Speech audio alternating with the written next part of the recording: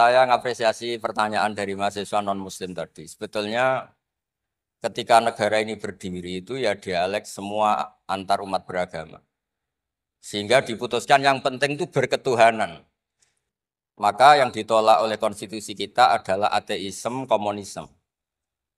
Saya membayangkan misalnya punya anak perempuan, diajak orang yang tidak beragama di tengah hutan misalnya. Bunuh ya tidak takut Tuhan, merkosa tidak takut Tuhan, salah etika ya tidak takut Tuhan. Bandingkan kalau diajak yang beragama. Pasti masih ada rambu-rambu, ada ini itu. Sehingga memang masalah betul ketika orang tidak berketuhanan itu. Jadi saya ingatkan Mas tadi, siapa tadi namanya? Yang non Irman saya. Yang non muslim tadi itu. Siapa? Namanya siapa? Siapa? Kurang jelas. Ya, Siapa namanya? Ya. Krisman. Ya. Oke, namanya Krisman. Jadi Mas Krisman ya, kalau dibilang nggak pernah ada dialog, dulu ketika negara ini berdiri, itu semua tokoh agama bersepakat. Termasuk saat itu ya ada Perindo, selain ada NU ada Perindo. Itu yang ditentang itu adalah ateisme. Karena kalau orang tidak bertuhan itu ngeri. Ngerinya itu ya tadi misalnya kita punya anak perempuan atau punya keluarga, diajak orang yang tidak beragama. Misalnya berzina ya tidak takut dosa, merkosa ya tidak takut, bunuh ya tidak takut karena nggak punya Tuhan. Mungkin takutnya sama polisi ya kalau ketahuan, kalau enggak. Tapi kalau orang bertuhan ini sistem kesalehannya, sistem kebaikannya ini berlipat-lipat. Takut hukuman Tuhan, takut sosial, takut ini itulah sehingga kita bersepakat berketuhanan. Lalu kedua ada beberapa kejadian nyata. Di beberapa negara yang fahamnya itu tidak bertuhan, itu bekas kondom atau bekas apa dipakai lagi didaur ulang. Bahkan tinja yang bisa dikelola jadi bahan makanan. Kalau yang beragama tidak, termasuk mungkin di ilmu medis ini tidak wilayah saya tapi saya cerita. Mungkin masalah-masalah kayak ya apa hal-hal yang menurut kita dilarang, menurut agama mereka enteng saja. Misalnya bikin cadangan-cadangan organ tubuh dan sebagainya. Kalau beragama itu masih enak, aturannya jelas. Kalau nggak beragama itu repot. Sehingga saya cerita sedikit lagi-lagi karena kadung dipuji ahli Quran Pak Kures sama saya. Saya cerita. Dulu ketika Rasulullah itu sugeng masih hidup, itu ada kekuatan politik. Satu Romawi bertuhan, yang satu Persia tidak bertuhan, tidak berkitab suci. Ketika Romawi kalah, itu Rasulullah itu susahnya bukan main. Karena yang masih mentautkan diri dengan Tuhan, kalah sama yang sudah tidak bertuhan. Dan ketika akhirnya Persia yang kalah, yang menang Romawi, Nabi itu ikut senang. Karena yang bertuhan mengalahkan yang tidak bertuhan. Kenapa penting bertuhan? Karena bertuhan itu setidaknya punya aturan. Melakukan ini dosa, melakukan ini dosa.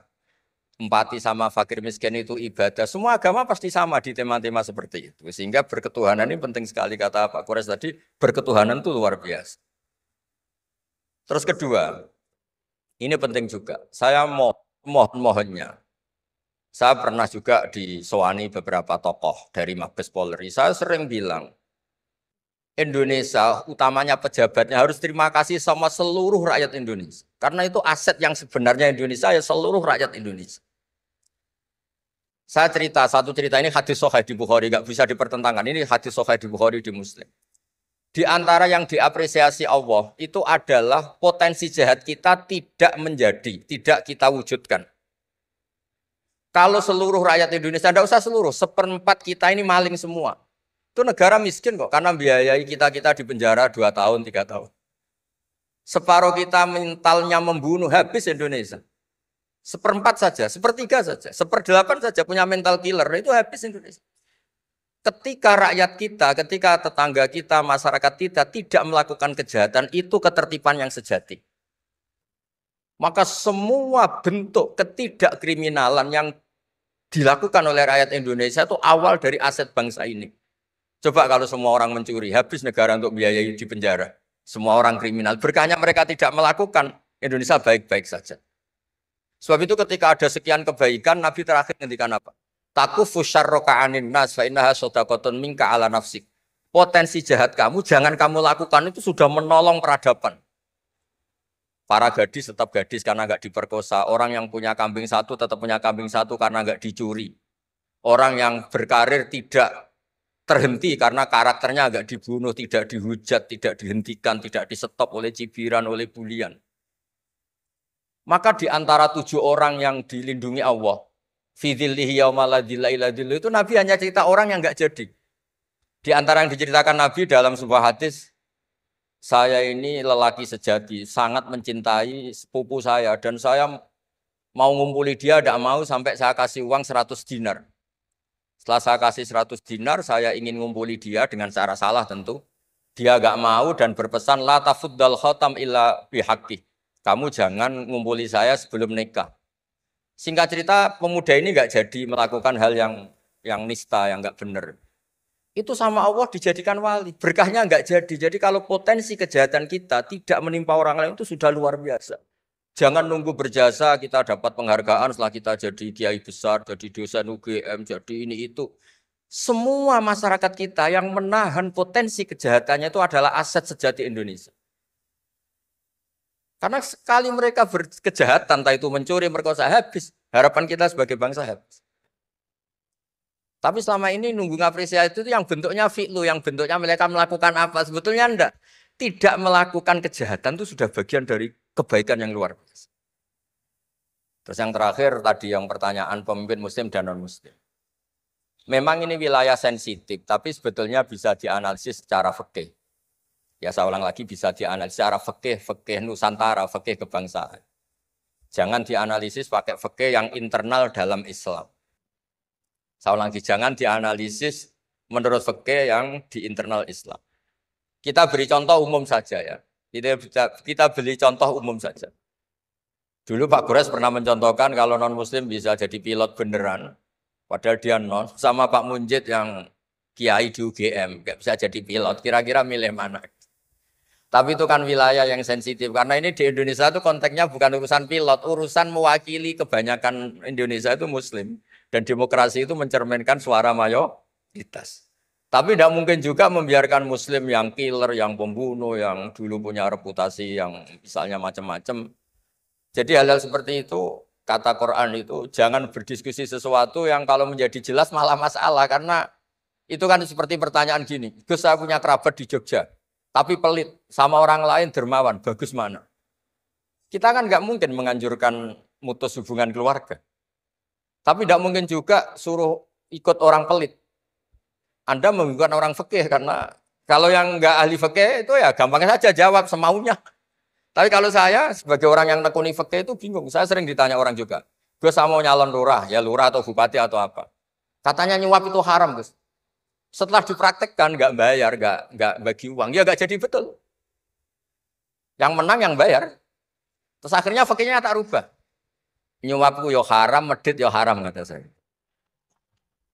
Dimodifikasi sedikit, akhirnya alhamdulillah Gus bar sedekah. Ya menang akhirnya berkahnya sedekah. Karena kita sebagai pemimpin atas nama tidak nyuap ya jangan juga jadi orang kikir dong. Atas nama ada nyuap terus jadi orang kikir. Repot kan? Tapi jangan juga bayar yang sampai merubah hukum dari orang yang nggak layak mimpin karena bayar menjadi pemimpin. Ya jangan juga sampai gitu. Ya akhirnya saya bilang, nyuap itu haram, medit juga haram. Alhamdulillah barokahnya kombinasi fikih ini. Ya nyuapnya tetap haram, tapi rakyat tetap dapat uang gitu. Tapi nanti ketika Anda tidak layak jadi pemimpin itu juga haram karena menjabat sesuatu yang enggak wilayah Anda. Jadi seni-seni ngelola muslim, non-muslim, dan itu tidak bisa dipukul rata. Karena itu wilayah-wilayah yang sensitif, yang butuh detail, yang butuh satu peristiwa spesifik.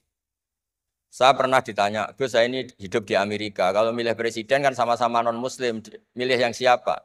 Ya jawab yang akhafu dororon, misalnya ada presiden Amerika yang sangat demokratis misalnya. Dia membiarkan Islam berkembang. Sama jenis non-muslim yang Islamfobia, tentu milih yang demokratis. Ada yang dosanya itu membunuh, yang satu dosanya korupsi. Ya milih ya korupsi, karena membunuh itu lebih ekstrim dibanding korupsi misalnya. Itu ada di aturan fikih. Jika sama-sama pasti salah, milih yang akhafud dororen, yang madorotnya ada begitu apa? Besar. Coba kalau kita punya pemimpin yang hobinya itu bunuh.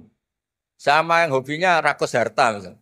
Itu di fikih jelas dijelaskan. Milih yang rakus harta kalau bandingannya itu. Karena pembunuhan itu lebih berat secara ukuran dosa. Tapi apapun itu ini bukan pembenaran pada kesalahan, bukan. Tapi memang ada aturannya. Kalau ada dua dororani, dua bahaya, urtukiba khafuma, kalau ada dua hal yang bahaya, dipilih yang paling ringan kalau dalam konteks ya tadi. Kalau kita membiarkan pemimpin yang nggak benar, dipimpin orang nggak benar. Tapi kalau memaksakan chaos misalnya, ya milih yang nggak chaos. Itu kan ada aturannya di fikih karena Nabi menghindari al-harad. Al-harad itu chaos pembunuhan massal itu nggak boleh. Dan mayu adi ila dalik juga nggak boleh. Yang bisa potensi begitu juga nggak boleh. Jadi saya mohon di antara aturannya Quran itu latas alu anasya intu bedalakum tasukum. Kamu jangan diskusi sesuatu yang kalau diperjelas malah kamu yang malu.